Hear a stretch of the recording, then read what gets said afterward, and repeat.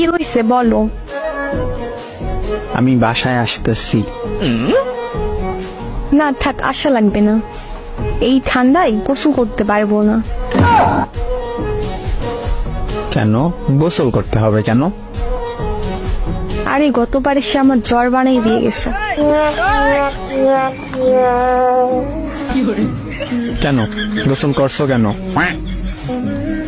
আর এমন জ্বর বানাও, তোর শাশুড়ি এমন মন্দ বলে এত জ্বর হয় কেমনে? আমি তো আর বলতে পারি না তার ছেলের জন্য সকাল সকাল গোসল করতে হয়। আরে আমি সেইটা বলি নাই, মানে এই জন্য আসবো না। তুমি সবসময় এটাই বলো, কিন্তু ঠিক আমার জ্বর হয়। আরে সত্যি বলতেছি। গতবারও বলছো